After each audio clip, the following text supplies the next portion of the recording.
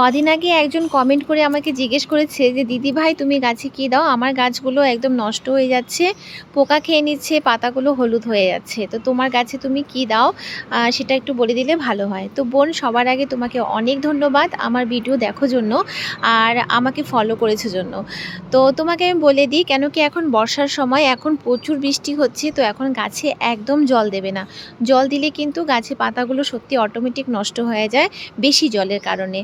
আর তোমার গাছগুলো যদি সেরকমভাবে খারাপ হয়ে থাকে তাহলে তুমি নার্সারিতে গিয়ে নিম অয়েল বলে একটা অয়েল আছে, আর একটা হচ্ছে আরেকটা ওষুধ আছে যেটা হচ্ছে নামটা এখন আমার মনে নেই, নার্সারিতে গিয়ে বললে তোমাকে দিয়ে দেবে।